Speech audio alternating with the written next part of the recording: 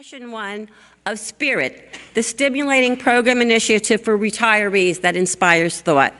I'm Judy Steinig, Rebbitzin of the Young Israel of Bayside, and Associate Director, Community Services of the Orthodox Union. This event is a joint program of the Orthodox Union with OHEL and STAJE and Margaret Tietz, the Rehab Center of Center Light.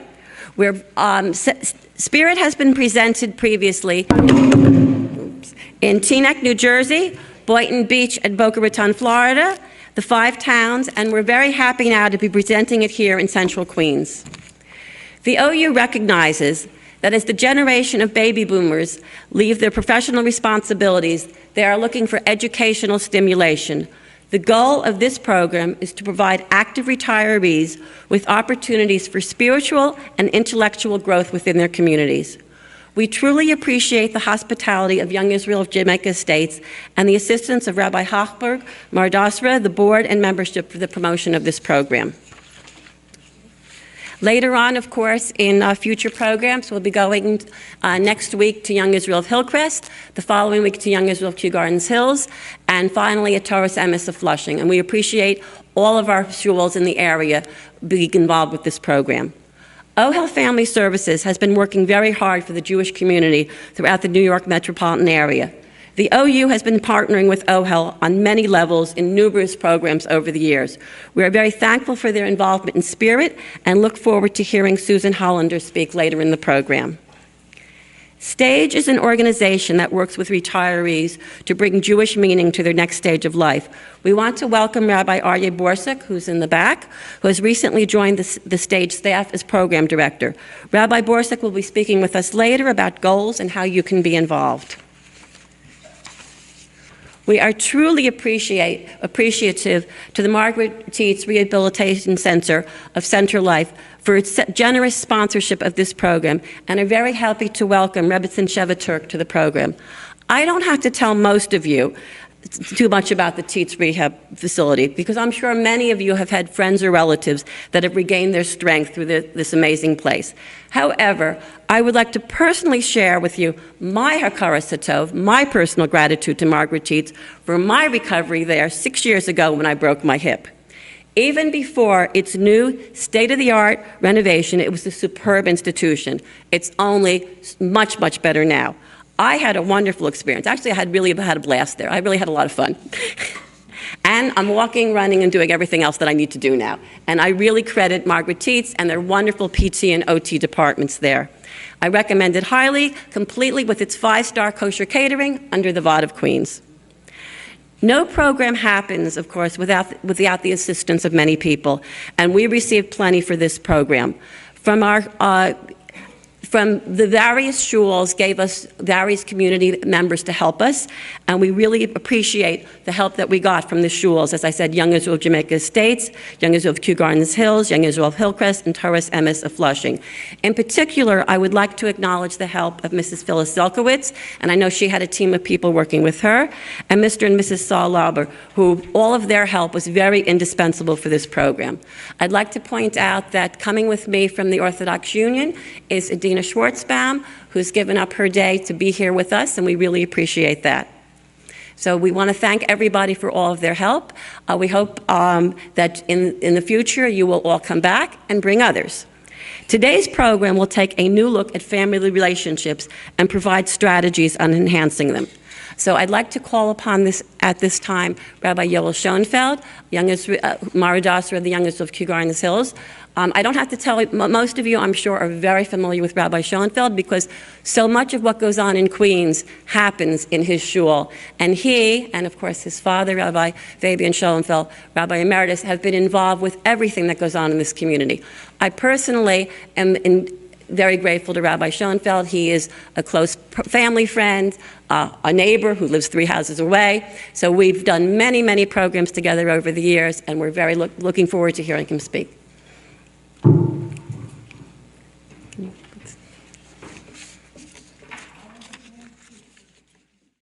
Thank you very much, Rebbitzin. And we do go back a bit, including your previous life, serving in the National Council of Young Israel, where Judy Steinig was a tireless person on staff for programming for the National Council.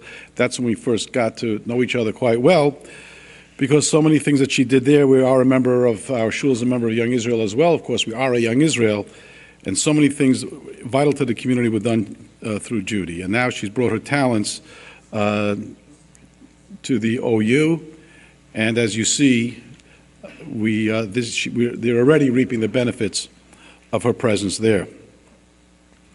I want to thank Phyllis Zelkowitz as well for making me look good. I suggested right away to Judy Steinig.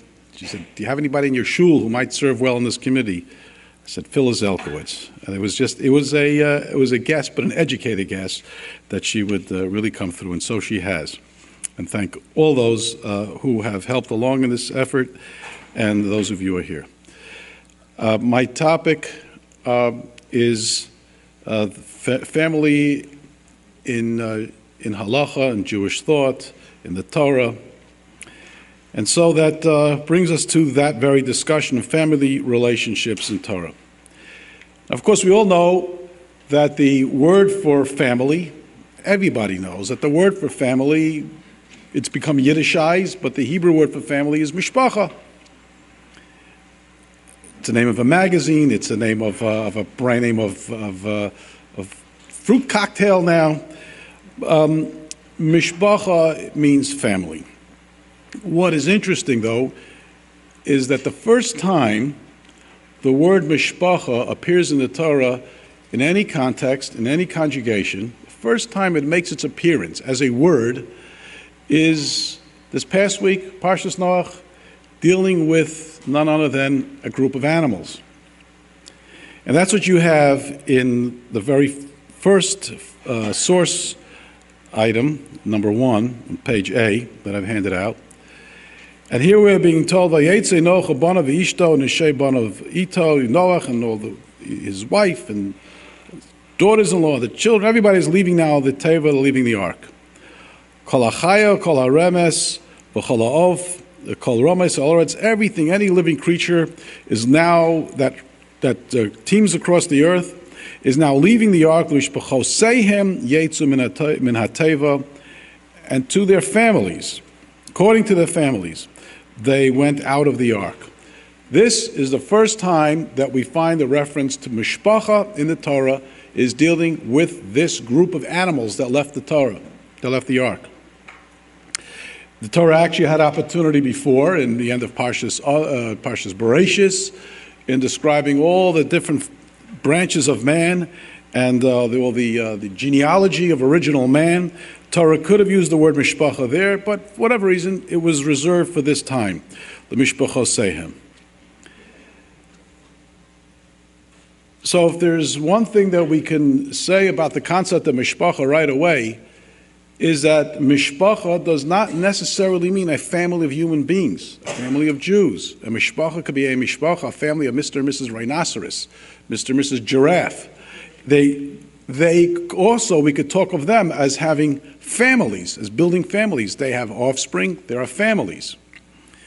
So really, if we're talking about family in Jewish thought, we have to realize that there must be something very special that makes it a Jewish type of family. Because a family can be just a unit, husband, wife, a couple, partners getting together, having offspring. That's a family as well. But to make it into a family the way we think of a family, that takes a special effort. Most of the source materials that I've used today are coming from Rav Hirsch, Shamshul Raphael Hirsch, in his commentary on the Torah. Because as you'll see, in scattered places throughout the Torah, Rav Hirsch has keen insight into what the word itself means, mishpacha, and certainly what it means in Jewish thought. So on this very pasuk that we're dealing with in source number 1, as you see with my check to the left in verse 19, Rav Hirsch makes the following comment, Mishpachosehem. Once again, that they're going out the great law of Leminehem for their living organic world, as they went out according to their own type of animal. They were given their accompanying escort. They went out with a mishpacha. Now, Rav Hirsch liked to very often use a unique system of etymology. it was his thesis that there are a lot of letters in the Hebrew alphabet that are interchangeable. For the word, let's say, ra'ash, which is noise, Rav Hirsch often felt that the ayin and the gimel are interchangeable. Now, in real correct Hebrew, ra'ash is the ayin is a very guttural letter. It's a ra'ash. The Sfardim know how to pronounce it. And it's almost like regesh. So ra'ash and regesh, noise and emotion, I'm just giving you an example. Rav Hirsch felt that they are related. And he played with this quite a bit. Some people, some students of etymology are a little bit skeptical about his system, but that is the system that Rav Hirsch used often enough. And so he's using that here.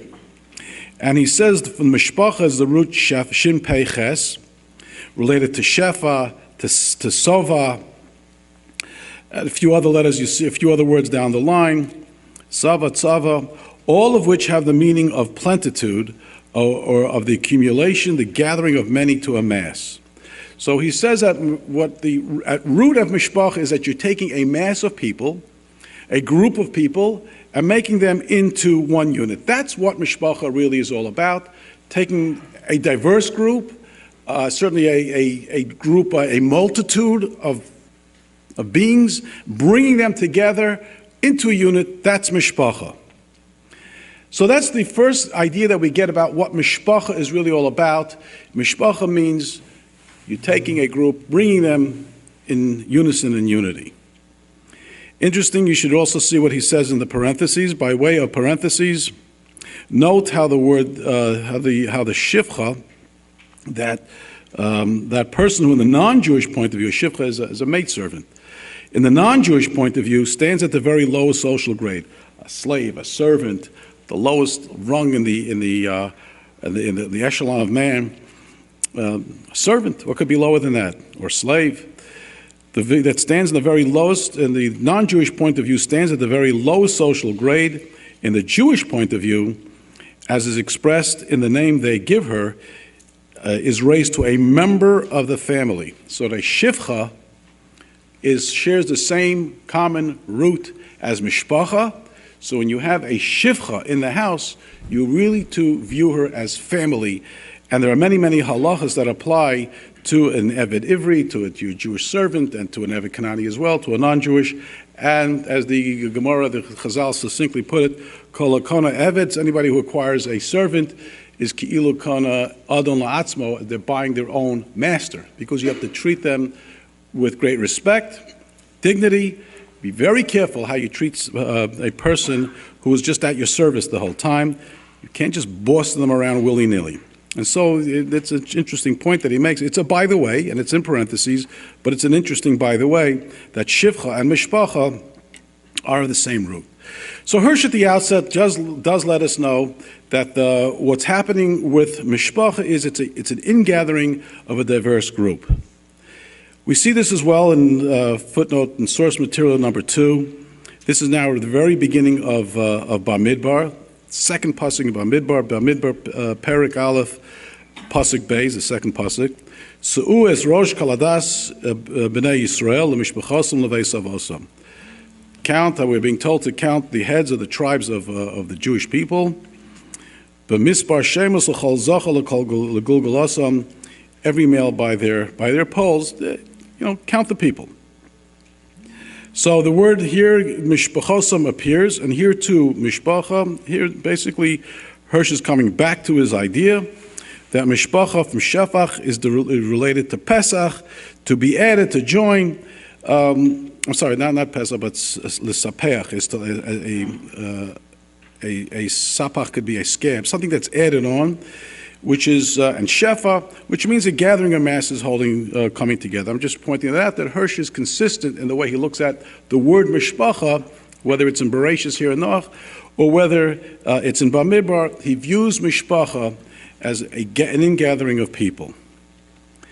And so, as we said in the outset, that mishpacha can be a gathering of any group of beings, any creatures, a group of elephants, a herd of elephants, or is it a pack of elephants, a herd of cows coming together with the male, female cow and their offspring could be a mishpacha. As we've seen already from Parshas Noach, animals were the first to be referred to as developing and building mishpachos. So now we have to know, okay, what about the Jewish value of family? So we turn to source number 3, that's in Bereshis. And here Yaakov is leaving Beersheba, and he's going to Haran. And he's leaving the house that he did come from. He's out now. He had his whole exchange with Esav, and he went through a very trying period with his brother Esav, and the masquerading and receiving the bracha, and trying to escape the wrath of his father and the wrath of his brother, receives the blessing of his mother, and he's on his way. So when Jacob went out from Beersheba and went towards Haran, and this is Rav Hirsch now, as you on the bottom of source 3. Jacob went away to found a Jewish house, a Jewish home. For that he takes nothing with him but himself, that which lies in his own personality. And then skip to the next underline. For Jacob was the first to say that God was to be sought above all in the home.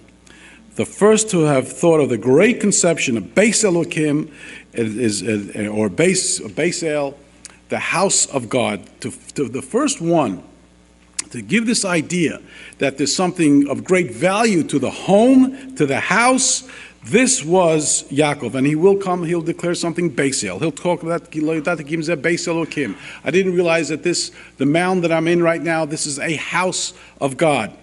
To consecrate a house and to make it into something that is sublime and something special. And as Hirsch finishes off the very line, that is the greatest and nearest place for finding the revelation of God could be in the Jewish home. So as Hirsch spins this little pasuk here, it seems to be a very routine pasuk. Yaakov went from Beersheba, went to Haran. But what Rav Hirsch is saying, that Yaakov actually what he was doing here was looking to build a Jewish house, a Jewish home. So we're now seeing the departure from the word mishpacha applying to all creatures and all critters who can have a family, but now there's something unique about the Jewish home. And the Jewish home can be a mini Beis HaMikdash. The Jewish home can be the center of spirituality. The Jewish home is endowed with something of a very special nature in Jewish thought, and that's why family is so important in the whole life structure of the Jewish community. Rav Soloveitchik would say, in Christian thought, you have to, if you need to be spiritual, you must go to the church. You must meet with the priest. You must meet with the pastor. You must have some kind of congregation. But he said a Jewish person can make the street corner a holy place of prayer. He gets up, he has to daven Shemona Esrei. He's realized, looks at the watch, it's mincha time, I got to daven, it's fast escaping. You come into a street corner, and that street corner for the moment becomes consecrated. That can become your Beis HaMikdash for the moment. And then the same is very true for the Jewish home. As the Jewish home becomes instilled with a Makom Kedusha, if it's a place where the values are taught, if it's a place where spiritual importance reigns through the house, if it's a place that there's harmony in the home amongst the parents and amongst the children, that is what's so valued in Jewish thought as building the Jewish home. So Yaakov Avinu, Jacob at the very outset, was dedicated to this very principle, as Rav Hirsch puts it, looking for that Jewish house, the Jewish home. And it plays such a central role in the way we conduct ourselves through the year. And we always talk about building a bias neman b'Yisrael. Every chas and kala gets that bracha. They hear it 3 times every sheva brachas. You should be zocha to build a bias neman b'Yisrael. A bias neman b'Yisrael is a loyal house in Klal Yisrael. It's actually taken from a pasuk, I believe, in Shmuel. But a bias neman b'Yisrael, it's actually, as much as it's said just glibly, but it's a very, very sublime bracha. To build a loyal Jewish home is to build a home which is infused of the proper values and of spiritual growth. So the concept of home and of mishpacha is, as you see, is critical in maintaining the whole Jewish life. Now you see in footnote number 4, V'kidashtem es shnasa chamishim shana karasem darar ba'aretz. Now this is talking about the return of in the Jubilee. This is Parshas Bahar. This is already talking about in the at the Jubilee year, the 50th year. Anybody who was enslaved goes back home. Properties that were bought had to be returned to their original owners. And that's what the pasuk here is telling us in Parshas Bahar. It's Perek Chafei, chapter 25, pasuk 10. V'kidashtem es shnasa chamishim. And you shall hallow the 50th year and proclaim liberty throughout the land. Famous words. Proclaim liberty throughout that. So now Liberty Bell, taken from this very pasuk. Ukarasam d'rar b'aretz l'chol yoshveha. Proclaim liberty throughout the land for all its inhabitants. Yoel, it is the Jubilee year. Tiel lachem, proclaim it as the Jubilee year. V'shavtem ish al chuzaso, and every man shall return unto his possession, to his original homestead. V'ish al mishpachto tashuvu, and everyone is to return to their family.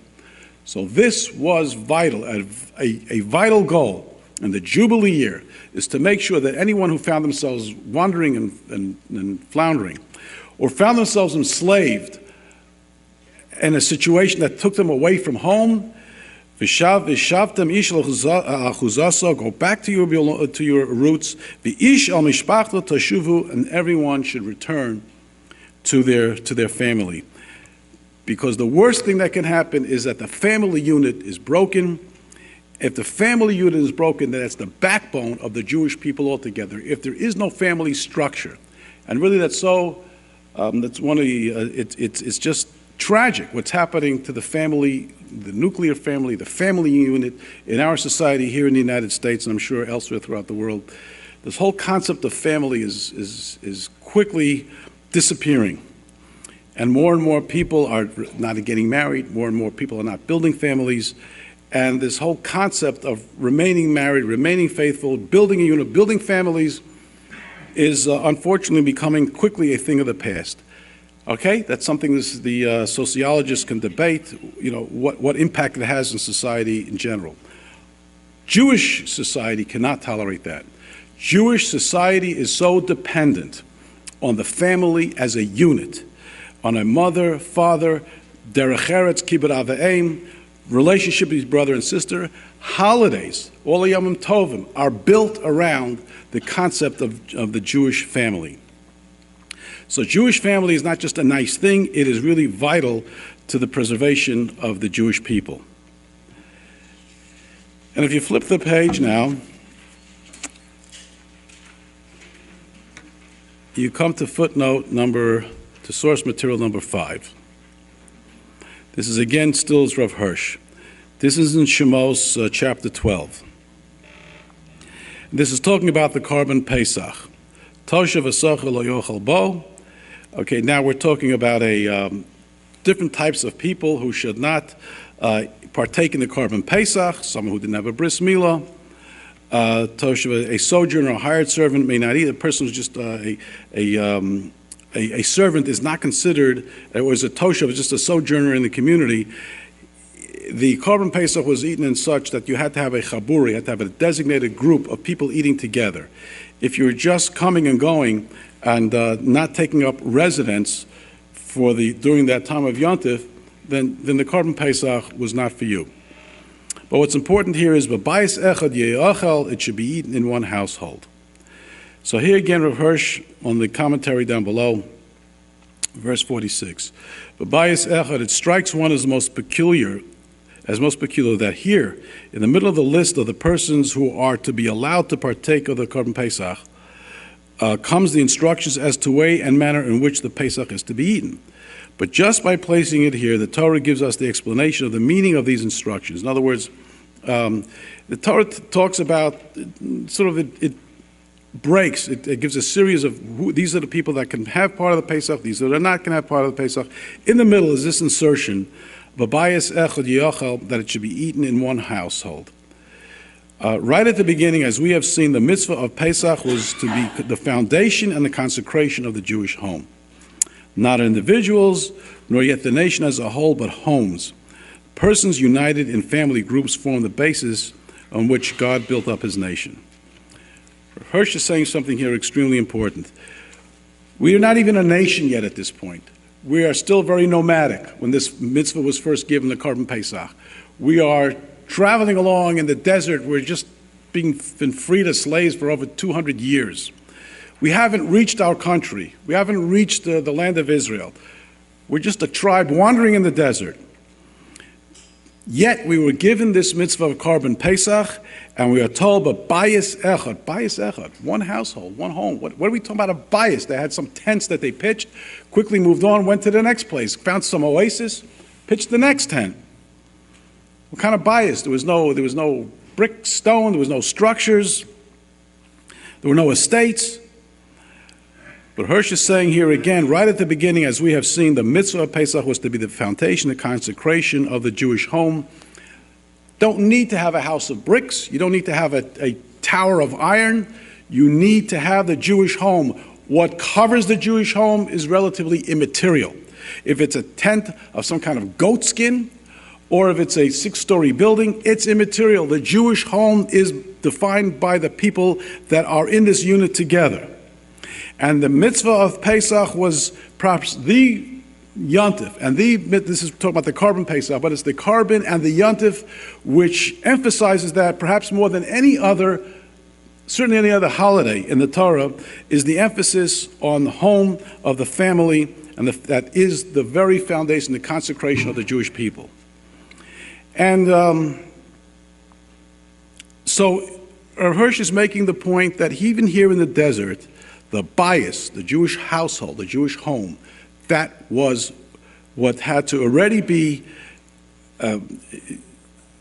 it's something that already had to be in our sights, is to build this home, even as we're just a nomadic tribe somewhere. And when it comes specifically to the mitzvah of Pesach, I'll get up here in my little soapbox. People in my shul know this is something that it's almost like an obsession of mine. But one of the tragedies that has befallen our people, Jewish people, the Orthodox people, Torah people, Jewish people, is what's happened to the Yom Tov of Pesach. The Yom Tov of Pesach should be the Yom Tov where we sit down with our children, v'hikara levincha, we tell them the story of the Exodus, we connect to our children. It's a highly personalized holiday. It's the holiday where we are transmitting that which we receive from our parents, not only just the folklore of what took place in the Exodus and the giving of the Torah, but even the little customs that you have, the silly jokes that you may have heard from your father or your mother over the years, the recipe that your mother have had in how to make the fish balls on Pesach. The type of charain that's served. Do you eat lettuce? Do you have the horseradish? All the little different minhagim, with the kittel, without a kittel. The type of matzah that we eat. Who sits next to whom every year? And who gets to watch daddy as his face is growing beet red after eating that horseradish? All that is part of the family experience of Pesach.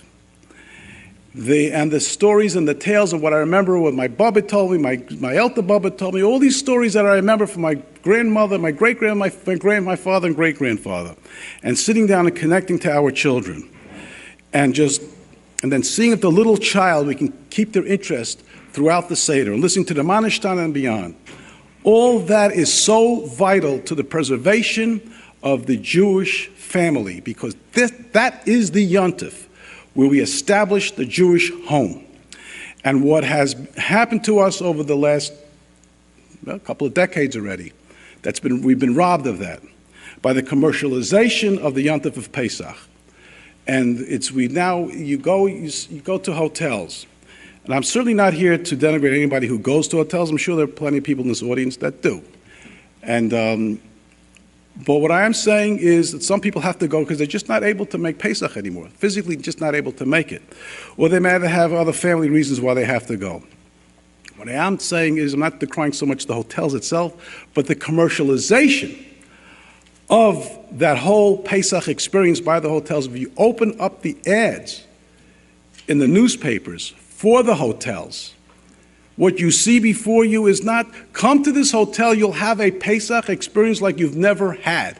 Come to this hotel and you'll have the atmosphere and the environment where you can really connect with your children. You'll be able to, now you're free of having to wash the dishes, set up, clean up. Your mind will be focused on your children. We have a base medrash that will completely make available to you all the halachas and all the lore that you have to know about Pesach. That's not what you see. You're going to have gourmet like you've never had, gourmet dinners. We're going to bring in the best entertainment, rock climbing, swimming, tours around the valley, up in the mountains, and this is what's become of our Pesach, this greatest of all of our Yom Tovim. The Yontif that really helps us connect to our children, Vigara Levincha, has been robbed from us, and it's something that really, I think, impacts widely on the Jewish family unit throughout. Unfortunately, many of the noted speakers and the Magidim and some Rabbanim find themselves as scholar residents in these hotels. And three of them, these noted speakers, I've been in email contact. They said, you get throughout the year, you get up and you speak about we can't have gashmis, there's too much gashmis, too much materialism in this world.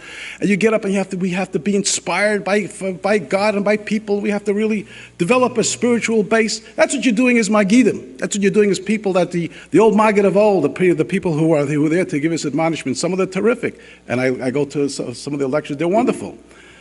But one of them, for example, spoke in my shul, and he went on, and it was a little bit before Pesach, and he started dripping tears. And he said, "Do you know what it is to sit around your children and say, and say, hang a second, it just escaped me for the minute. At every generation they're up, they want to destroy us, but God saves us. You know what it is to teach that lesson to your children? As he's speaking, I slipped him a note. And he said, you know what it is to be with your grandchildren, telling this, going through all the generations, God is always there to save us. I slipped him a note, and which he read when he finished, and he said, so why do you go away for Pesach to hotels? So he was kind enough, he called me the next day, he said, I got your note. And he told me, though, do you know how much I get paid? Take a guess. And he was right. As much as I guessed, it was triple. With the value of his whole mishpacha coming, plus what they pay him. And, okay, so I guess he has his price. Maybe I'm just jealous. I don't get that price offered. And with another one of these very well-known speakers, I emailed him, I said to him, why do you should be at the vanguard, you should be at the very forefront at telling people, try to stay home if you can. Why do you enable others to go? Because he's a very well-known speaker. And he said, well, I only go to programs that the main emphasis is Torah.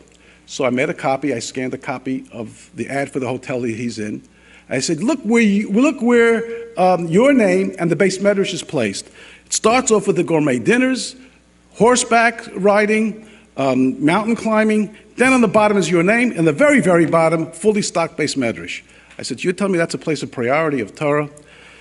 So again, what I'm saying here is, I'm not denigrating anybody, Khalil, who goes to hotels. What I'm saying is that, but the way it's been commercialized and presented to us, that we've robbed what Pesach is all about. It's that connecting holiday to our children. And it's something that I think really has a very deep impact on the family unit of the Jewish people. And I'm saying this maybe now for the fourth time. Please don't think that I'm criticizing anybody here or elsewhere that goes to hotels, because I fully understand some people just find themselves in a situation they must. If it's for reasons that they just can't make Pesach, it's for health reasons, if they can only get together with the family if it's in hotels, I get it. Or some people say, what are you talking about? You don't know the experience of the hotel. I've heard this.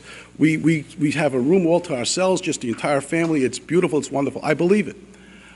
But the way it's presented, the commercialization, the ads for it, is something that really strikes at my heart. I'm going to finish, where's Robertson? Is she here? I'm not sure exactly what my time. She's out in the back. Okay, I think I have till 1:45. Finish with the Meshech Chachma. The Meshech Chachma, that's the very last one on 6. There's no English translation. The Meshech Chachma was Rabbi Meir Simcha of Dvinsk. He was a Rav in Latvia, turn of the last century, outstanding thinker. He wrote in beautiful prose and Hebrew prose, and he had his classic commentary on the Chumash, it's Meshech Chachma, and also was known as the Or Samech, classic commentary on the Rambam. Really a poetic thinker. But I took out one little comment from him here. The mitzvah of Sota in Parshas Naso is not the prettiest, one of the prettiest mitzvahs that we have in the Torah. A woman is accused of being unfaithful by her husband. She's warned and rewarned in front of witnesses, and then she goes into seclusion with another man. They bring her to the Beis HaMikdash. He forces her to go to the Beis HaMikdash. She protests her innocence. Really, you're innocent. Drink this potion of like an inky water. If it turns out that she's really guilty as charged, that she had an illicit relationship with some other man while she was married, then her belly expands and she's made to look awful. If she's innocent as she claimed, then she gets all kind of brachas, life then will be wonderful. This, though, as will be noted, was the only time in the entire Torah that we are expected to see a miracle happen. It's the only time, the only ritual in the Torah, the only rite, the only mitzvah in the Torah that depends on something miraculous occurring. Give this lady a potion of some inky water, and if she's guilty, her stomach bloats. If she's not guilty, she starts getting brachas. She looks beautiful and has all the kind of children she wants. It's the only time that the Torah expects a miracle to happen. So the Meshech Chachma picks up on that, and he bases a lot on this on the Ramban. It's actually quite longer, this Meshech Chachma. This is in Bamidbar. It's actually Parshas Naso, Perek Hey, Pasuk Chav Zayin. V'hoisaish le'isha la'ola b'kerav hama, that she will become like a disgrace amongst her people, that she was shown to be guilty. Yitachein, says the Meshech Chachma, it's very probable. This is part of the divine providence. Asher devuka b'am Hashem, that Bnei Yisrael Amo, that we have a very special people, Bnei Yisrael, the Jewish people, that cling to God, that they are associated, they are attached to Hashem. Asher hisnosasa aleim lefayer es amo, in order to Hashem to glorify His people, ulahavdam osam la'am segulaso, and to make them into His very special, His chosen people, so to speak. Ulatahara osam mechatas itznius, and to purify them from any sin of a lack of morality or impropriety. This was a miraculous occurrence. It's so supernatural, so above the ordinary, so out of the ordinary, it's so out of the natural, as similar to what the Ramban says. What the Ramban says and what the Meshech Chachma is saying here, in order to keep family and purity intact, in order to keep the beauty of the family preserved, oh, you know what, I did not, I should have cut it a little bit later. This is an important little thing, I'm sorry. I cut it a little bit prematurely, this Meshech Chachma, because he points to the fact that Gemara says that the same way the waters, people, not everybody's aware of this, the Gemara tells us that the same way the waters tested the woman, the accused woman, the waters tested the accusing man. Sorry, I didn't include that in this cut. It's just a few lines more. He says that, which he's quoting a Gemara. So in other words, the man accuses his wife, drags her down. She drinks his potion. If he's not free of sin, all of a sudden he starts collapsing. So he's got to be he's got to be lily white himself. It wasn't just designed against the woman. It's designed against the accusing man himself. And again, it was a critical thing. I snipped this a little too early. So what the Meshech Chachma is building the case is that in order to preserve the family unit, the fidelity of the husband, the fidelity of the wife, yes, we resorted to something miraculous occurring. The Gemara goes on to say, Misharabu hanoafim, Once promiscuity became rampant, then this whole thing didn't work. It didn't work anymore because society became so decadent amongst the Jews, unfortunately, this whole thing didn't work. It was only working when the Jewish family was intact. And so you see how important, how beautiful this structure, the importance of family, and the relationship between man and wife, that God himself, Ke'ilu, intervenes and said, I'm declaring this woman guilty, I'm declaring this woman innocent, I'm declaring this man guilty, I'm declaring this man innocent. And it involved a miracle because God wanted to keep the special nature of the Jewish nation through the Jewish family preserved, and it came up to something as drastic and as dramatic as the Sota. We'll conclude with Judy. What's my time frame? 5 minutes? About. That means less. I will conclude with this then, that there's something, as you know, I think everybody here is well aware, and I would rather not have had to speak about this, but it's being forced upon us to speak about. It so happens that this conference here was designed months ago. It fell out at a time that's unfortunately has to be discussed, what happened in Washington. Personally, I would not have liked to bring it up for public discussion at all, but we're finding more and more what this rabbi did in Washington. Our Vod of Queens is going to be having a meeting tonight in which the whole fallout from what this individual did, how our own community will react, how we'll keep the mikveh secure, and that women or whoever uses the mikveh can feel safe in using it. But to think that that's what we've come to. And the question is, but why? When I first heard the story, as awful as it was, I'm sure all of you shuddered when you read the story. And if you know the rabbi, it's like, how could it possibly have happened with him? Okay, so it's an individual guy who needs a lot of therapy and a lot of problems, maybe needs jail, whatever he needs, but needs attention. But why should everybody feel personally violated? Especially the women feel personally violated. And at first I didn't think our Vod should deal with this, but we can't escape it because more and more we're hearing that this is happening. What so happens, yesterday I was in the OU, I was telling Judy that I was meeting with Rabbi Weinreb about something or other, some issues that I have. And one of the things we discussed was the fallout from that Washington affair. And he said that in addition to what the Chil Hashem that this man caused, but the fact that you're going to find now that women are either not going to go to the mikveh or they're going to delay going to the mikveh. And I looked at him, I said, could be yes, could be not. My phone was ringing at the time when we were talking, and then I checked the message later, and it was a young lady from my community, and I know her very well. She's actually a family member, a distant family member of ours. She says, Rabbi, I got to tell you, I'm supposed to go to the mikveh tomorrow night. She says, and I'm nauseated. Those are the words. I'm nauseated, and I don't want to go, here in Kew Gardens Hills. And that's what she was leaving me the message, or telling me to get back to her as I'm speaking to Rabbi Weinreb, and it just confirms what he said. And this morning I received a call from the Jewish Week wanting to know what's the Queen's reaction to this. And I told her we're meeting in the Vod tonight, and she asked me, the reporter asked me, why do you think that women throughout the country are taking this so personal? And I told her two things. I said, number one, it's because it's when the Romans and the Greeks invaded the temple. The mikvah was the symbol of family purity, and they invaded the temple. And it was a destruction for all of us. It was a churban for all of us.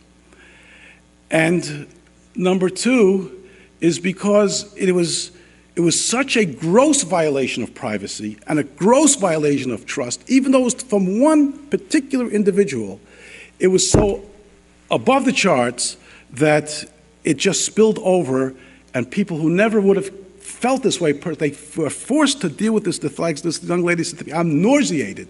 She's just nauseated because she must have known. She said, did you hear what happened to Washington? She quoted on a little late to the story. Did you hear what happened to Washington? But what this also does point to, as tragic as it is, and it has to be dealt with, and it has to be dealt with chachma, but it points to how central family purity is to us. And if we feel violated, and if the privacy was breached, and a trust was breached, that on the other hand shows you the whole concept of taharas hamishpacha, of keeping the family pure and in shape and intact, is so important that when it's violated even hundreds of miles away, it's something that's taken personally. I hope that that will be the end of a very, very sad episode, and somehow maybe there'll be a silver lining to that whole story. But you see the Meshech Chochmah, as he tells us here, family purity, the pure relationship between husband and wife is so central to the entire family concept. And so we end off with referring back to the beginning. Yes, the first time that mishpacha is referred to in the entire Torah is with a group of animals, giraffes, rhinoceros, or elephants, zebras, snakes. They're all called mishpacha. You can have a mishpacha, just people cohabiting together, living together, even building family together. The Jewish home is an especially lofty ideal to try to aspire to, and I hope if anything comes out from this gathering today, we'll have a greater appreciation for that very ideal. Thank you, and shikoyach to you all.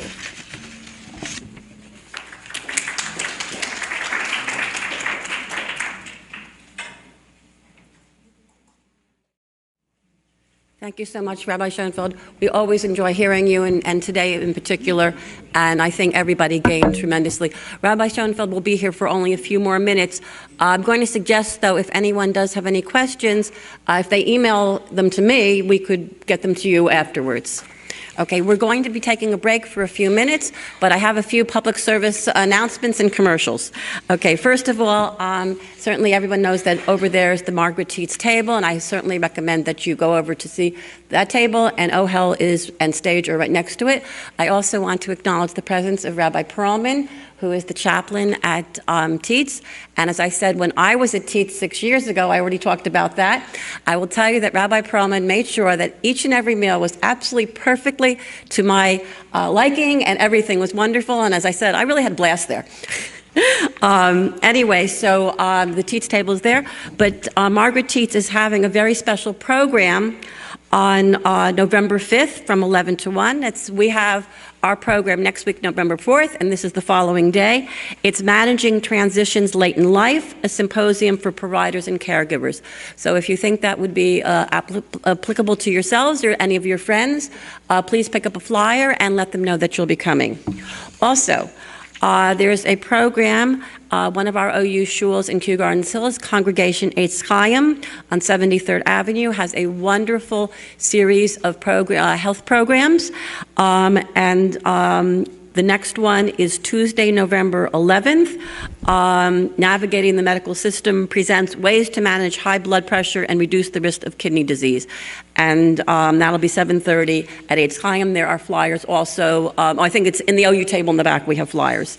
I just also want to remind you that this program, as we had said before, is taking place in various shuls in the community.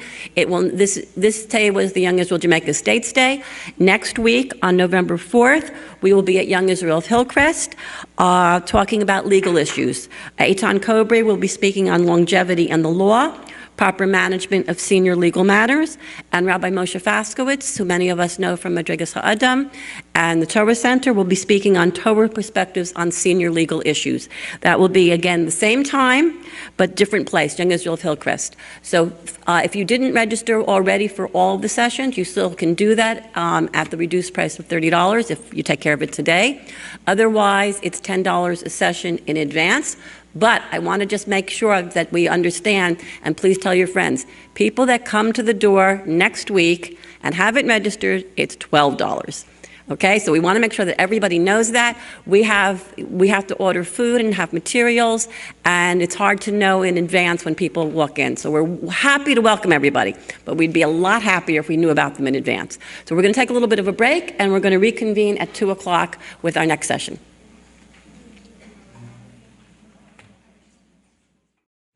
Sorry, it's me again, just for 30 seconds. A gentleman came to me, and he made a valid point about my Pesach soapbox. And I want to make this clear. Basically, the message was, well, he was telling me that I got it wrong. Pesach can be celebrated wonderfully in hotels. Okay, maybe not. But one point is for sure, that I may have been talking as a man, not realizing what goes in to Pesach in making Pesach. So, and I want to be very clear about that. That's true. And Yes, and that's why I said that, I understand for some people it's very difficult physically to make Pesach. Some people usually means the women.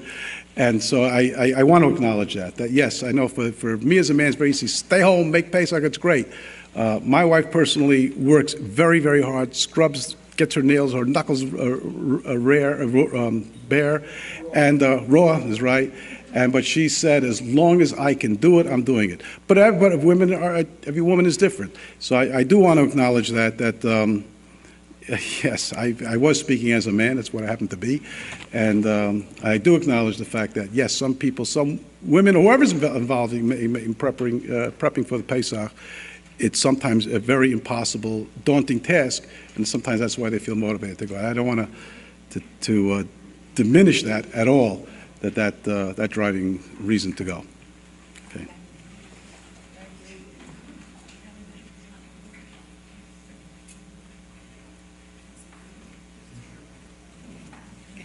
Now, to continue with our program, I'd like to take this opportunity to introduce Rabbi Aryeh Borsuk, Program Director of STAJE, who will share with us for a couple of moments what STAJE is and how you can be involved, and he will introduce our major speaker. Thank you.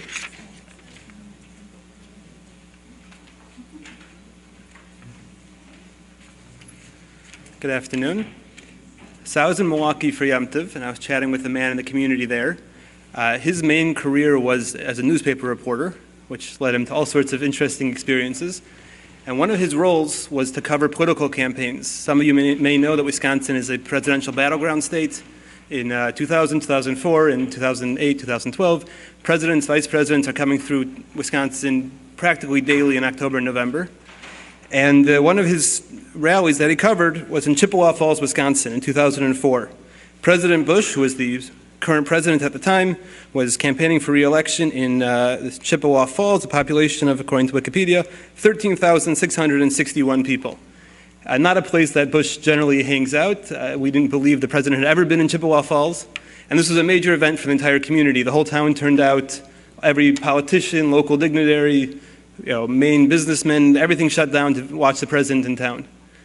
And this reporter told me that he parked across the street. The parking was quite limited. He parked in someone's driveway and paid them a couple of bucks. And after the rally and all the hoopla, the president speaking, everything like that, he went back and was chatting with the woman before he took his car home and came home. And he asked the woman, so what are your thoughts on the day? Yeah, don't get the president in your backyard every day. And the woman said it was an excellent day. We made $40 parking cars. And this reporter told me that he remembers feeling this profound sense of disappointment. The president of the United States is standing 100 yards from your front door. The motorcade came straight down your block. Air Force One flew over your house at 400 feet. And all you can say is that you made 40 bucks. You're missing everything about the event. And he used this as a Dvar Torah at the Shabbos table a week and a half ago in the context of leaving the Yom Tov season. When we're asked how our Yom Tov season went, Rosh Hashanah, Yom Kippur, Sukkot, we often say things, I know what I say, it was great, we had a nice time, saw the family, nice meals, had some fun, Chol Hamoed trip, and we're missing so much more that went on. I think all of us had a moment of inspiration at some point between Rosh Hashanah, Yom Kippur, maybe over Sukkot, where we wanted to commit to doing more. We wanted to grow. We wanted to use our time differently and to learn more, to do more for the community, to do more chesed. And we at STAJE are here to try to facilitate opportunities for growth among the retiree population. Can you hear? We're here to try to create shiurim that would cater to your schedules and your interests, to try to create volunteer opportunities that would be right for you to work on to build on your life skills and your experiences, and to use that to service the community in a way that would fit your schedule better than a full-time role might. And we have some surveys in the back table there. I'll be around for a while afterwards. We would love to speak to you and hear your thoughts as to how we can service you and what we can do to work with you and the communities to tailor-make programs that would be of interest to you to help you capitalize on those moments of inspiration and growth that we may have had over the Yom Tovim. I would like to call upon Mrs. Susan Hollander, an LCSW from OHEL. OHEL is an organization that needs practically no introduction. The work OHEL does, I think we all are very familiar. They have a whole list of services that is a wide range of paraphernalia over there. Mrs. Hollander, current title is the clinical director of the OHEL Regional Family Center. And it's a whole career at OHEL, has done fantastic work, and she's going to be speaking about successful strategies for parenting, grandparenting, and interpersonal in-law relationships. Thank you very much.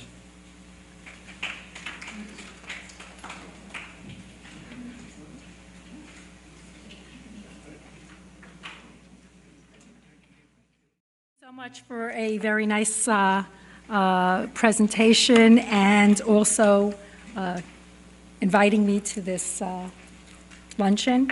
I feel honored. Judy for calling me. I know Judy's, Rebbetzin Judy's son, so I really feel truly honored that the invitation was extended to me. First, I'd like to say, you know, I was quoted as being professional, Susan Hollander, LCSW, but I have to tell you, I am a daughter, I am a mother, a wife. I should have said wife first. Today, I am also a step-parent, besides being a parent. I am a grandparent, and I am a step-grandparent as well. So I could actually say personally that I have experienced many of the things that you in the audience have experienced. Oh, you're right. I still have a mother-in-law. I am a daughter-in-law.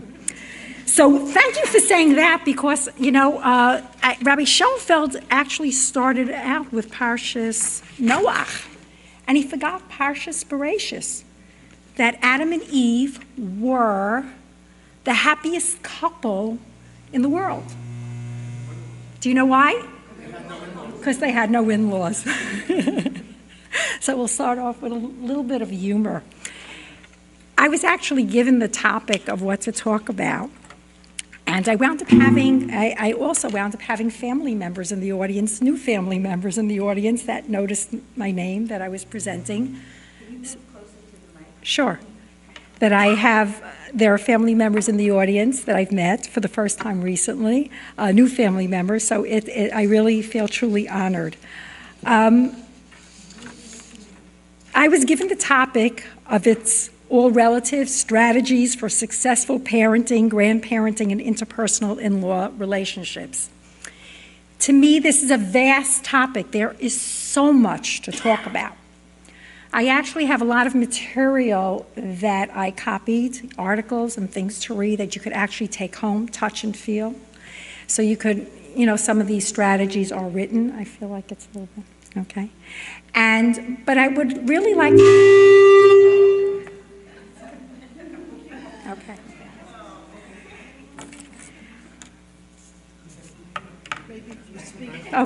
Okay. So we talk about, you know, the first thing was parenting our adult children.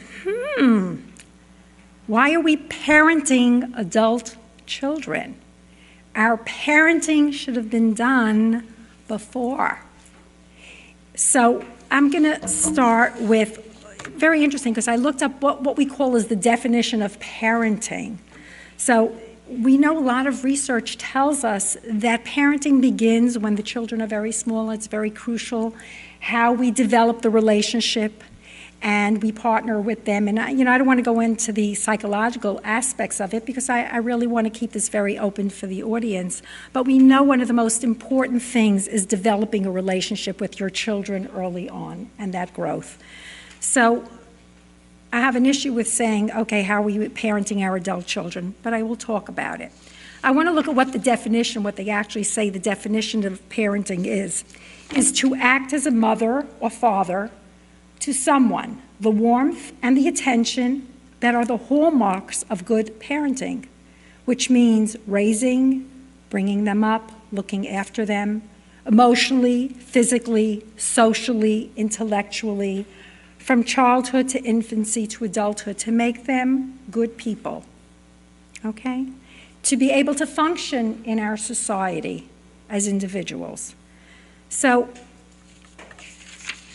if we look at that, then we're going to say, okay, let's look at how was our attitude when we raised our child? How is our child's attitude towards us now? How did you establish that? We all need to be loved. We all. As children, as adults, we want to be recognized, we want to be loved. We want to be nurtured, we want to be pat on the back. One of the best things I heard at a conference was this woman said, everybody stand up. Put your right hand on your left shoulder. Put your left hand on your right shoulder and give yourself a great big hug because you deserve it.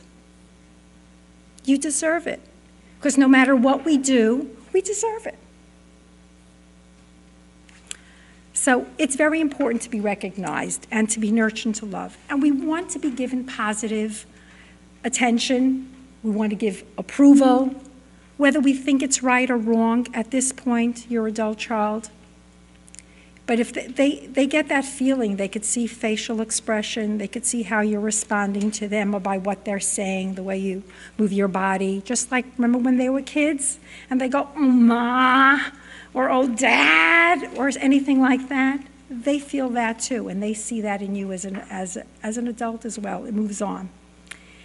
Kids pick up your attitudes, how you speak to others, how you've treated others throughout your life. Whether they were growing up in the household, they see you as an adult interacting with other adults. I remember many years ago, my daughter was away in seminary, and we decided we were going to do a trip with her. And we were coming to Europe to take her out to go, but we had this whole thing. My husband was doing business out there, and we took her with us on part of the business piece of it. And this was actually in Egypt. So you're talking about real Yetzias Mitzrayim, from Israel to go to Egypt. And we get to we were dealing with the senator of Egypt, we were purchasing fiber to make cotton, so which my husband was in the industry of textiles. And they set up this lunchroom just as big as this, with people, long tables, and people came, guessed that the Jew was coming from America, who's purchasing vast amounts of cotton for production. And they set up a whole party, and we're talking about in the factory.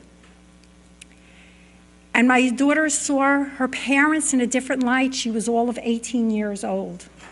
And she saw the respect that was given to us as from Jews in a country, Egypt, I don't have to say more, and the interaction. And then afterwards, she looked at us, she said, Mommy, Tati, wow. You know, I only saw you as Mommy and Tati. I never knew there was another part of the world of you outside of home and outside of the community. But actually to be able to have that respect from others and from people within a country that has been hostile to Jews or whatever, and time has moved on, and there is a relationship. So again, something like this impacts on children. Not everybody has that ability to travel around the world and, do business there, but it's day to day, how you're acting, how you're talking, and everything like that. So do we express respect to others? Because if we express respect to others, they in turn will express respect to us. And that's for other adults, for children, for anybody. We spoke about people who are workers in the home, who are part of the family, who are masharsim or a shivcha. Also, how we treat them. Guess what? That's how your children are going to see how to treat others also. It's like saying good Shabbos to the mailman, saying hello to the garbage collector. It's saying thank you. Okay. It's also, we can only be responsible for our behavior. We cannot, let's go back to our children, we cannot be responsible for their behavior. But they also say there are two people that we can never be responsible for. Do you know who? That's our spouse and our children, because we can only be responsible for us. We could only be responsible for the things that we say. So parents really need to look inwards and to engage in some honest introspection and and interest of their own behavior and how do they view themselves. I speak Yiddish. My mother would always say, "Man sieht nicht der eigene Hiker." What does that mean? We don't see our own deficits or our own hunchback. Well, I say deficits because we can't see from what's behind us. We only see what's in front of us, and sometimes we don't realize what we're saying or how we're saying it, how we're doing it. So I know I'm being taped, and I don't remember ever being taped before, so I don't know how I'm going to come out, and I hope you'll take a little bit of everything. I have so much to say, and I can't possibly get through everything that I want to say, but I will give you some points about certain things. What I did was I really made a lot of copies and articles and things that I wrote for you to take home with you and to read, to look at, to help guide you. And it could be an instrument. Sometimes when you need a little extra chizik, you could say, okay, let me see what Susan said, and let me take a look at it and see if I could learn something. Setting up ground rules for adult children that are living with you. Many families today, we heard there's a lot of stuff going on in the community. Children are coming back home, or children never left. Children are coming home with children, without spouses. So there's really, really a lot that we're seeing today. So it's better to talk these things through rather than be silent and grit your teeth. If you have something to say, talk about it. I know that's a social work in me, but my personality was always such, just talk to me. My door was always open. My door was never closed. And I'm not talking about in the office because that's my policy in the office. My door is never closed. My door is always open to anybody to come in, and that's how I raised my children. My bedroom door was always open for them, and they knew it. So let's look at some of the ground rules we could set for adult children. I know we're limited for time, so I'm going to try to get through a lot of points and a lot of things I really did type up or give you some stuff to read. As parents, you need to discuss your expectations, both as a child, as an adult child, because some of us have parents too, I'm sure. I do. And, what is the responsibility? What is it your expectation? What is it that you need? I used to say, and I still say it, I'm the best daughter I know how to be. I'm the best wife I know how to be. I'm the best mother I know how to be. I'm the best grandparent I know how to be. I try 100% every which way. It doesn't mean I'm perfect. It doesn't mean I get it right, but I try. If there's something you need to share, discuss, I'm there. Let's talk about it. Because, like I said before, you start gritting your teeth, you start being resentful of your children. We don't want to do that. Require goals with specific time frames. If a child is living with you, discuss with them, what are your plans? How do you see it? Not to be a nudge. Give them a time frame. If you see they're trying to get a job, they're not trying to get a job. I really spelled it out in a paper, so you could do it, but that's the idea. Discuss it. If there's job searching, choosing, looking graduate school, discuss it. Share, hear, listen. Everyone likes to be heard. Just listen. Sometimes just don't give your opinion. Just listen. It was very interesting. One of the things I said, children, they forget to knock on the door. Privacy. They have a right to privacy. You have a right to privacy. Knock on the door. Set rules of autonomy. It's fair to tell your adult child, you're coming home late, give me a call, let me know. I don't want you to wake up everybody. Just let me know when you're coming. Don't take it for granted. Maybe I'm preparing supper. You set ground rules. You say what's on your mind, what you need, what they need. It's better that way. And also be patient for the adult children who are working to move towards autonomy. You should always try to be there for them emotionally. We're not talking about financially yet what's going on. I'm just talking about emotionally, because financials is a very different aspect. I'll touch upon it a little bit later, but focus on getting them independent, giving them that support, and such as helping them somewhat to eliminate the extra debt by them just being there. Okay. There are 5 things you should stop doing for your adult children, okay? They need to learn from their mistakes. They need to suffer the consequences. We all learn from our mistakes. That's our personal growth. We are who we are today because of our experiences, because of the different things that we go through. Cover all their expenses and rent. When I said financial, you don't want to cover everything. You want to show that they have the ability to be independent. Pay what you can. Let's sit down. Let's figure it out. Again, we're sitting down, we're talking about it. Let's figure out what is it that you can do? What is it that you can't do? I'll help you with this if I can. If I can't, I can't. You got to figure it out. You got to make yourself independent. Give advice expecting to be taken. If they come and ask you for advice, then give it. You could give it, but always remember, first be a listener. They might not really want your advice. They really might just want you to listen to what they have to say. They need a sounding board. They don't have anybody else. Plan their social lives.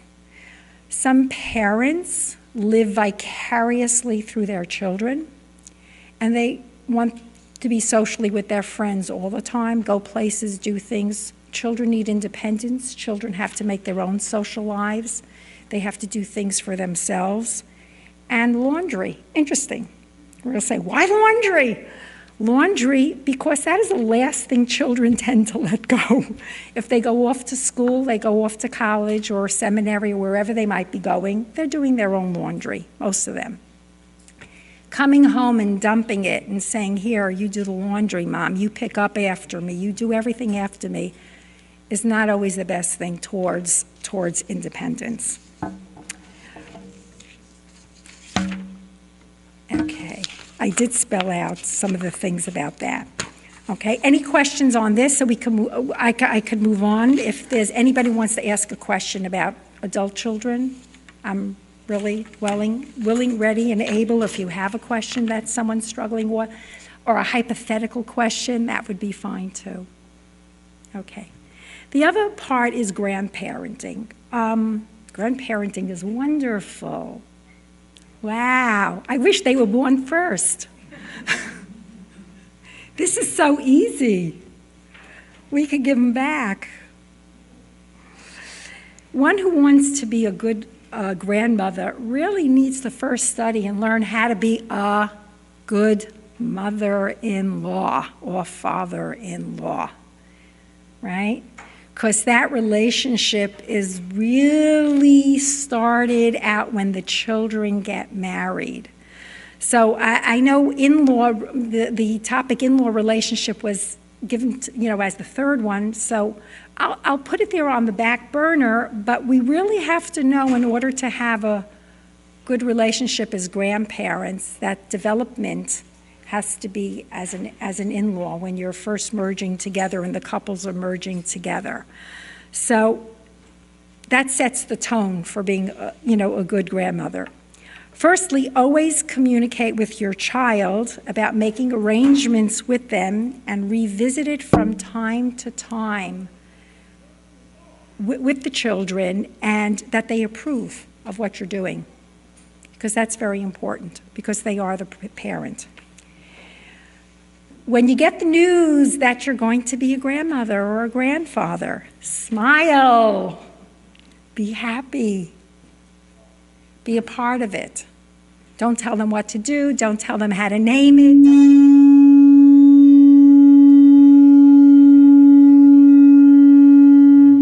I guess the mic didn't like that one.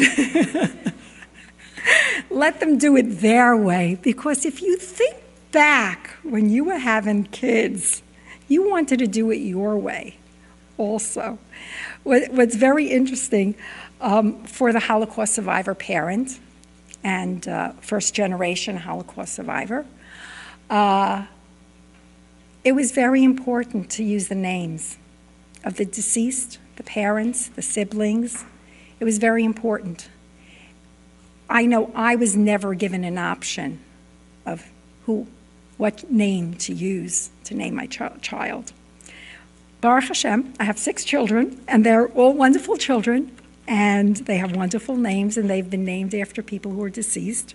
I also have 4 stepchildren, and we have tons of grandchildren, Baruch Hashem. We're not supposed to count. And I know none of us were given the opportunity, not my husband, of choices of names. It was done. It was just something done, and you never said anything against it. You just did it. Where today's generation is very different. Yes, names are used. Some of us have lost spouses. I one as well. And I am fortunate to remarry. But I know my husband's children as well as my children are named after deceased family members. But it's our generation of children who are saying, I like that name. I'm using this name. I'm using that name. And you know what? I'm saying it's okay. You know why? I was angry. I was resentful. I was truly angry and resentful. When by the time my 4th child was born, and I wound up having fever with my 4th child because it was a very hot summer, and I was yay big, and my child weighed 10 pounds, and my mother said she's not coming to the bris if I don't name him after her father. Forget that we had already 2 kids named after that side of the family, so there was, and I remember saying at that time, I will never, ever, ever do that to my children. So whatever name my children choose, that's their choice. I don't say anything. My mother-in-law had a great expression, kiek and schwag. We know what that means? Look, I know, and be quiet. Some people say kiek, schwag, and open up the pocketbook, kiek, look, we'll be quiet, and open up the pocketbook. That's not the issue. Sometimes we just need to learn how to zip the lip, I call it. Okay. So as a mother-in-law, as a father-in-law, be very excited. Let them do it their way. Always emphasize the positive. Whatever you're seeing and what your children are doing, say something nice. And when I say something nice, I'm not saying to say it in a derogatory way. You want them to really know that you mean it, that they really feel that you really mean it. Okay. Go easy on the shopping. Don't overdo it. Hold off any major decisions for yourself. A lot of us, when we become grandparents or life moves on, there's lots of transition. Oh, I'm going to give up working. I'm going to take care of the baby. You can go. Don't worry, you can go to work and I'll be here and I'll pick up the kid here. I'll do this, I'll do that. Let things settle in, whether you're the mother of the boy, the mother of the girl. Let things settle in, see where it goes, see what fits in, what would work right for everybody. You don't make major decisions. Do help out, but don't overdo it. Know your space, know your place.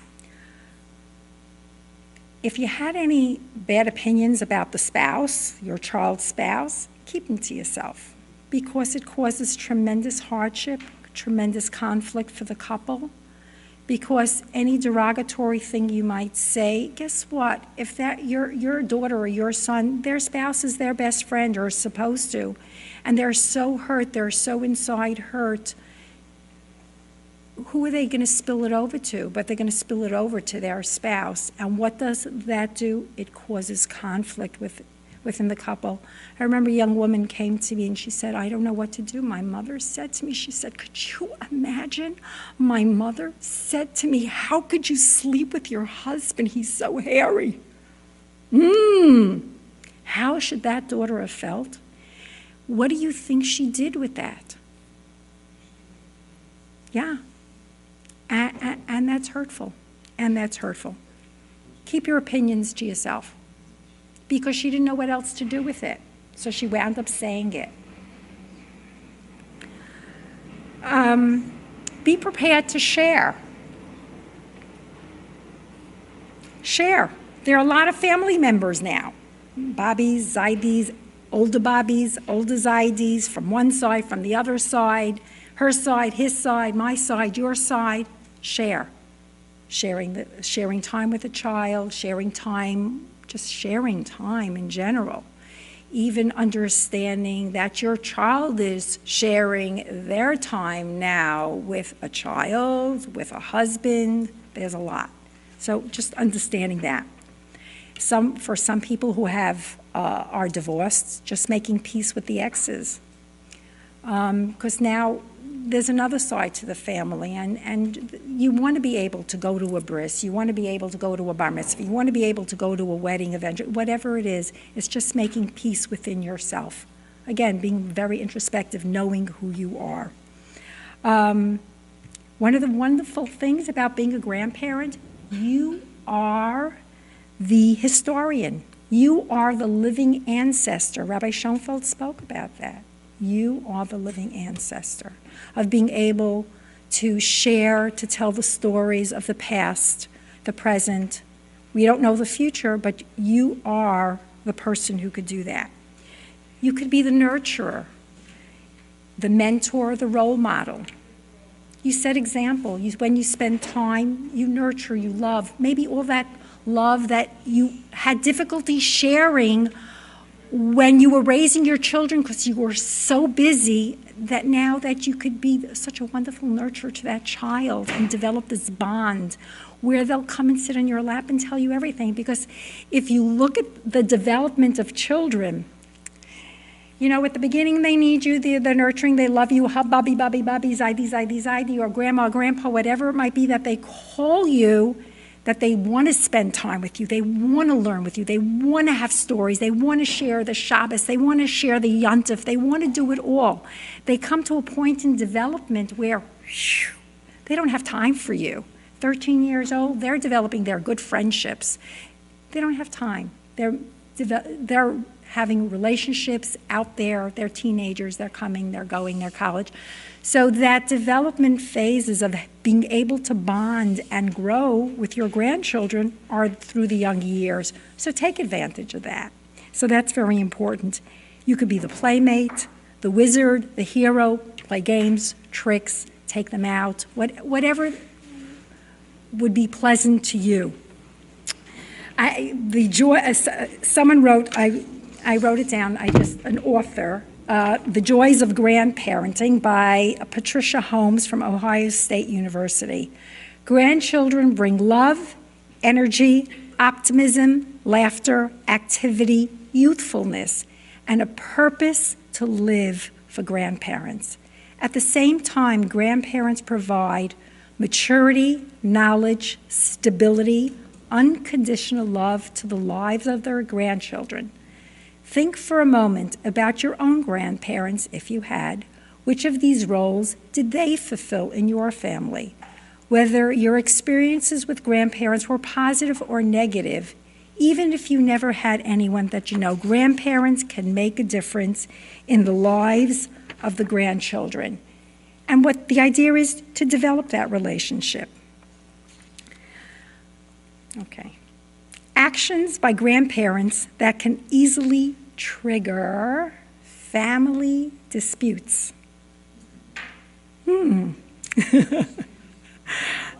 Family disputes.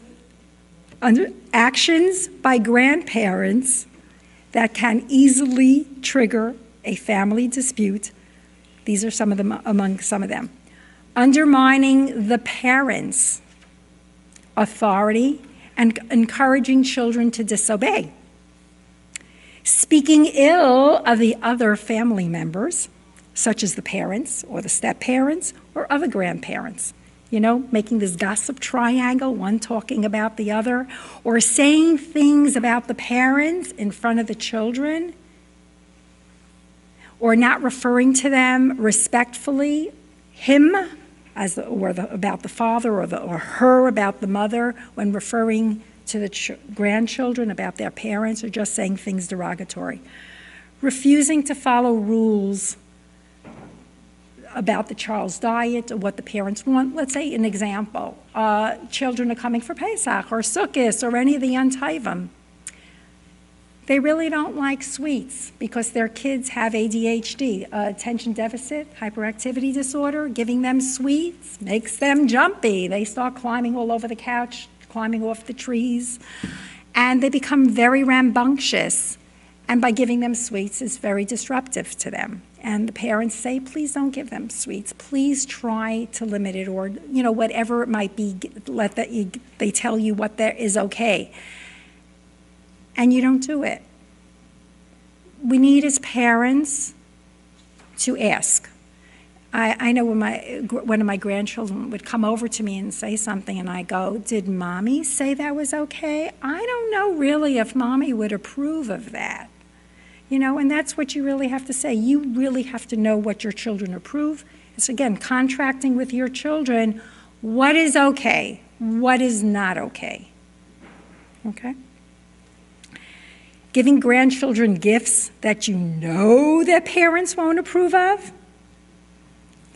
Okay? That's like a real no-no. Like if your kids don't like any type of electronic gadgets, few today, but a lot, that don't like electronic gadgets, don't want electronic gadgets in their home, respect that.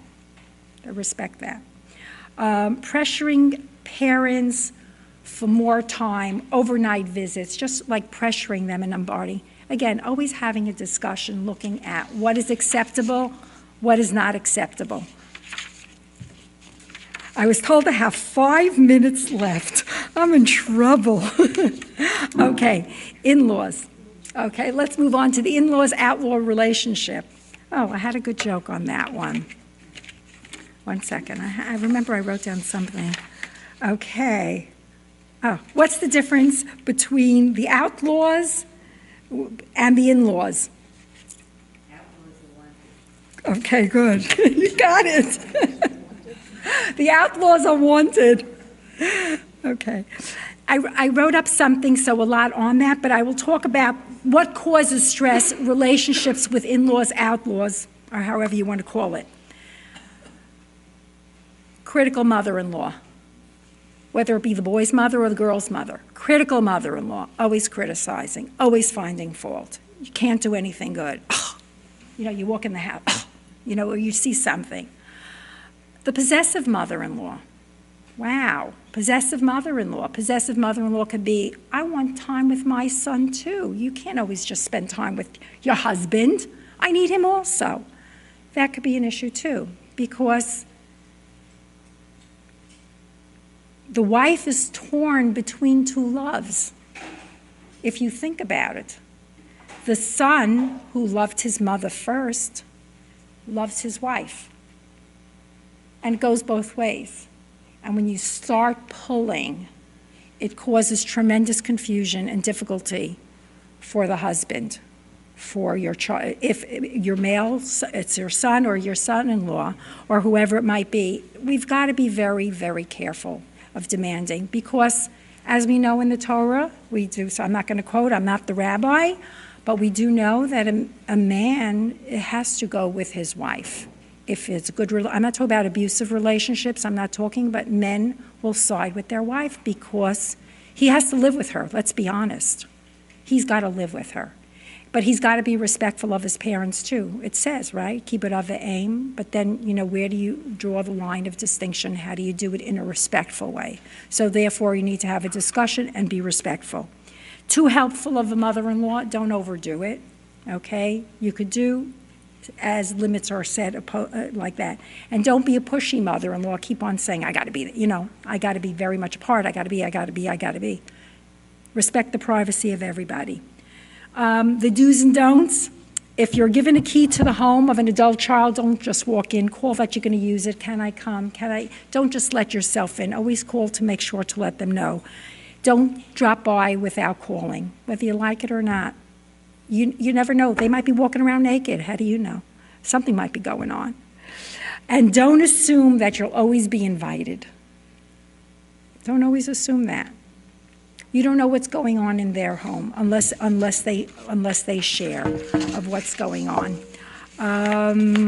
Okay, fast forward. I'm going to do something that you didn't ask me to do. I'm going to say something about making retirement a time of life that is truly meaningful. Because I think we're all here also approaching retirement age, eventually. So we have to really look at, we're replacing our career identity and we have to reinvent ourselves. I met someone yesterday who said she was doing some sort of work and she calls me up, she goes, "You're not gonna believe what I did," and I applied for a job as a respite worker for a Downs child. I go, "Wow." She goes, "Do you know what I'm getting paid?" I said, "Probably $12 an hour, $15 an hour." She goes, "How did you know?" I said, "I know." She goes, "But you don't understand, Susan. It's so rewarding. And not that my grandchildren are not rewarding, and not that my grandchildren are not special, and it's not about the money. I feel so special because these children, mother needs assistant, these children are so special, and I love what I'm doing." So that's an example of reinventing. Initiate important conversations to strengthen your relationship with your family, your spouse, your children, and friends. This is a wonderful thing because this is coming out, spending time at lunch, learning, speaking. Avoid the dark side of retirement. Find things to keep busy with. Find things to do. Connect. We live longer because we stay connected. And everybody needs, remember, right hand, left hand, we all need to be hugged. We all need to be appreciated. We all need to be touched. And it's not necessarily physical touch, it's emotional touch, it's spiritual touch. Develop wellness habits for your body, your soul, and your spirit. Do something for you. Even if it's a manicure and pedicure. And for the guys, a very special haircut. And you can get manicures also. And fill your time with meaningful things to do. For you. And wishing all of you great success in parenting, grandparenting, and self-growth.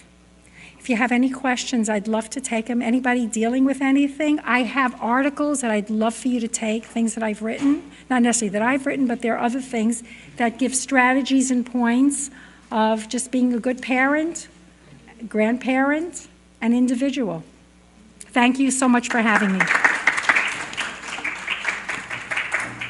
Before everybody leaves, please fill out the evaluations and give them to us. These evaluations are absolutely critical to the Orthodox Union so that we can keep on improving our program. Every program is always a work in progress, but we're not going to know what's needed unless we get the information from you. Give us other ideas that you would like to see in future programs. So please, we'd like an evaluation for everybody. We want to thank everybody for coming, and we hope to see you next week, same time, different place. Young Israel Hill Press. The address is on all the information. You'll see it on the website. Please make sure you register in advance and tell all of your friends, but tell them to call us in advance. Thanks so much. Everybody have a safe trip home, and we hope you enjoy the program.